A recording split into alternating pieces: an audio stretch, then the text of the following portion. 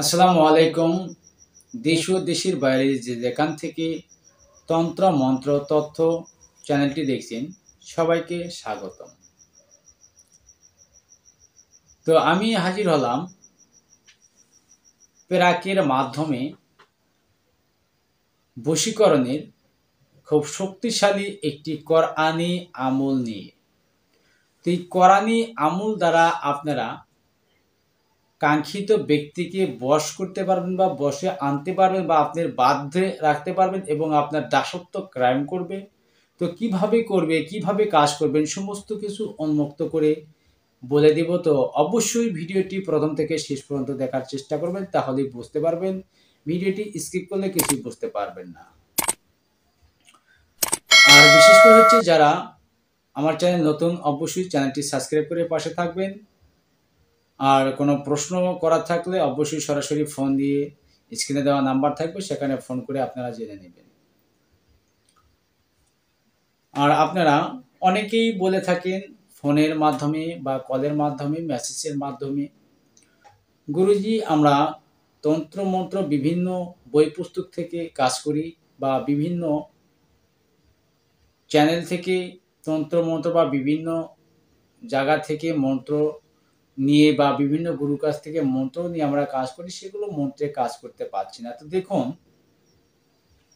যেগুলো বই পুস্তকের কাজ সেগুলো বাজারজাত, এখনকার বই পুস্তক দিয়ে কোনো কাজ হয় না। এগুলা বই হচ্ছে বাজারে একটি ব্যবসা প্রতিষ্ঠানের জন্য, এগুলা শুধু তন্ত্রক্রিয়ার জন্য কোনোই প্রযোজ্য হয় না। তো মূলত যেগুলো হয়তো গুরু বা গুরুরা যে তন্ত্রমন্ত্র বা বাক্যগুলো দেন, সেগুলো হয়তো আমরা নিজেরা নিয়ম মেনে বা নিয়ম অনুসারে কাজ করতে পারি না, তার কারণে হয়তো আমরা কাজের সফলতা আনতে পারি না। অবশ্যই প্রতিটা জিনিসের বিধিবিধান নিয়ম থাকে, সে নিয়মগুলো যথাভাবে জানতে হবে, যথা নিয়মে কাজ করতে হবে, যথা নিয়মে সেগুলো পালন করতে হবে, তবেই আমরা সেগুলো থেকে উপকৃত হতে পারব। তো অনেকেই দেখা যায় বাক্য পাইছেন, বাক্য নিয়েই চলে গেছেন, খুশি, সেই খুশি হয়ে গেছেন, কিন্তু বাক্যের যে ভেদ তথ্যগুলো আপনারা জানা নেই বা ভেদ তথ্যগুলো উন্মুক্ত করে নেওয়া নেই। তো সেই ক্ষেত্রে সেই যন্ত্রই বলেন আর মন্ত্রই বলেন, সেগুলো দিয়ে আপনি যতই কাজ করেন সে কাজের সফলতা আনতে পারেন না। অবশ্যই সেই ভেদগুলো বা তার তথ্যগুলো আপনাদের উন্মুক্ত করে নেওয়ার জরুরি প্রয়োজন। তো যেমন ধরেন ইউটিউবে সকলেই কিন্তু উন্মুক্ত করে দেয় না বা উন্মুক্ত করা থাকে না। অনেকেই আছেন যা ইউটিউব থেকে বিভিন্ন তন্ত্রমন্ত্র বা বিভিন্ন যন্ত্র, বিভিন্ন বই ডায়েরি খাতাতে লিখে অস্থির করে ফেলাইছেন। অনেক বই লিখছেন, অনেক খাতা মধ্যে মন্ত্র যন্ত্র লিখে ভর্তি করে রাখছেন। তো আসলে যে এগুলা রাখছেন সেগুলো আপনাদের কতটুকু কাজ দেবে, কতটুকু কাজ হবে, সেই দিক দিয়ে আপনাদের বিবেচনা করা অবশ্যই জরুরি এবং বিবেচনা করা উচিত।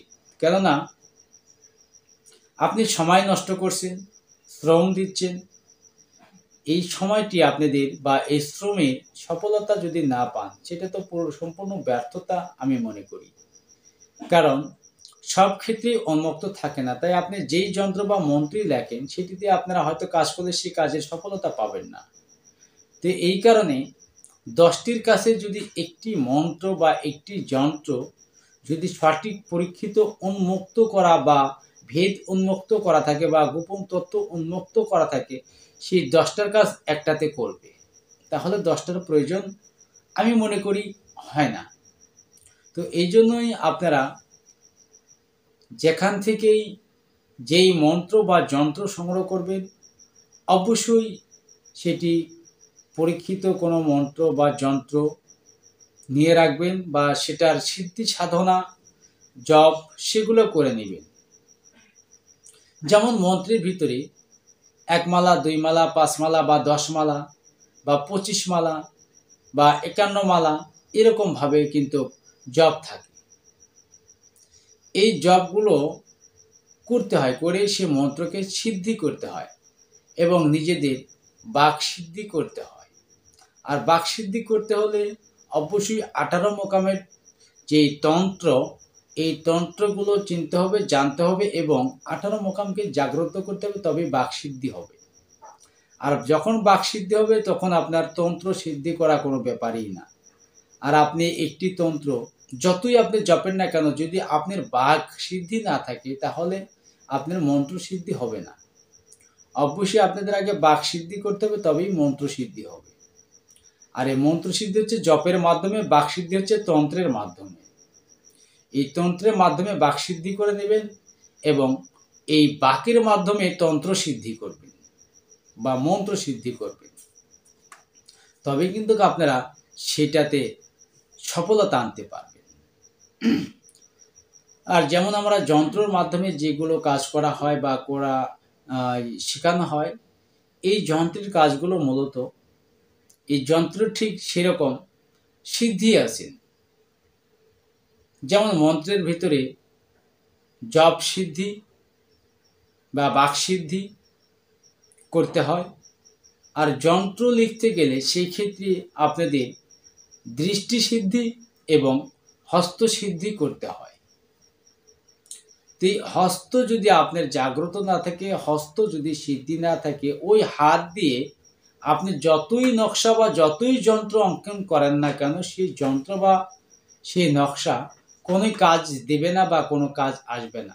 তো এই কারণে আপনাদের যেই মনি দিয়ে আপনারা দেখবেন সেটাকে অবশ্যই সেটাকেও সিদ্ধি করা জরুরি, এবং আপনি যে হস্ত দিয়ে লিখবেন সেই হস্ত আপনাদের সিদ্ধি রাখা বা জাগ্রত রাখা জরুরি। তো এগুলো যদি আপনার সঠিক না থাকে, যেমন আপনি লিখতে গেছেন একটি তাবিজ লিখবেন, আপনার হাতে যদি অপবিত্র থাকে তাহলে তো ওই হাতে আপনি যত যন্ত্র লেখেন লাভ হবে না, কাজ হবে না। তো এইগুলো আপনাদের আগে ঠিক করে আনতে হবে, কারণ আগেকার ঋষিমুনি যারা সন্ন্যাসী ছিলেন বা বড় বড় ফকির ছিলেন, যা তন্ত্র লাইনের বিভিন্ন সাধক ছিলেন, তারা একটি সংখ্যা লিখে দিলেও কাজ করতেন। আর এখন আমরা অনেক সংখ্যা লেখার পরেও কেন কাজ হচ্ছে না, কেন হচ্ছে না? তাহলে আমাদের বুঝতে হবে আমাদের হয়তো তন্ত্রের সমস্যা, বা হয়তো বা আমাদের জপের সমস্যা বা বাক্যের সমস্যা, এই সমস্যার কারণে হচ্ছে না। তো এগুলো জেনে শুনে আমাদের অবশ্যই কাজ করতে হবে। তো যাই হোক, আমি বেশি কথা না বাড়িয়ে আমি ভিডিওটি শেষ করব। তো আমি যেই বশীকরণের কথা বলছি সেটি হচ্ছে, প্রথমত আপনারা রবিবার অথবা বৃহস্পতিবারে 7টি প্যারাক কিনে আনবেন। 7টি প্যারাক কিনবেন, যেমন 4 আঙ্গুল, 7টা একই সমান পরিমাণ হতে হবে।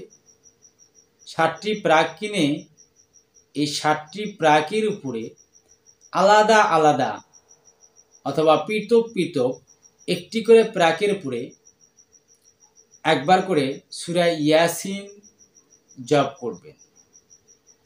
সূরা ইয়াসিন একবার জপ করে আপনারা একটি প্যারাকে ফু দিবেন, একবার জপ করে একটি ফু দিবেন, আবারও সূরা ইয়াসিন আবারও একবার জপ করে আরেকটির উপরে ফু দিবেন। এভাবে পৃথক পৃথক বা আলাদা আলাদাভাবে 7টি প্যারাকের উপরে 7 বার জপ করে আপনারা 7টি প্যারাক অভিমন্ত্রিত করে নেবেন। অভিমন্ত্রিত করা হয়ে গেলে এই 7টি প্যারাক আপনারা যে কোনো চুলা হোক বা ইটের খোলা হোক বা চিতা হোক, যে কোনো অগ্নির নিচে বা অগ্নির ভিতরে গাড়িয়ে দিবেন বা সেখানে দাফন করে দিবেন বা ফালিয়ে দিবেন। দেওয়ার পরে দেখবেন আপনার কাঙ্ক্ষিত ব্যক্তি 7 দিনের মধ্যে আপনার কাছে ছুটে চলে আসবে। আপনার দাসত্বতা বা আপনার বয়স স্বীকার করবে, স্বীকার করে আপনার কাছে চলে আসবে। তো অবশ্যই এগুলো করতে হলে নিজের বাক সিদ্ধি অবশ্যই জরুরি। যদি বাকসিদ্ধি না থাকে সেক্ষেত্রে কোনো হুজুরের কাছ থেকেও আপনারা এই কাজটি করে নিতে পারবেন। তো আশা করি আমার কথাগুলো বুঝতে পারছেন। যদি বুঝতে অসুবিধা হয়ে থাকে স্ক্রিনে দেওয়া নাম্বারে যোগাযোগ করে নেবেন এবং কমেন্ট বক্সে কমেন্ট করে আপনাদের মূল্যবান মতামত জানিয়ে দিবেন। তো সবাই ভালো থাকবেন, সুস্থ থাকবেন। আল্লাহ হাফেজ।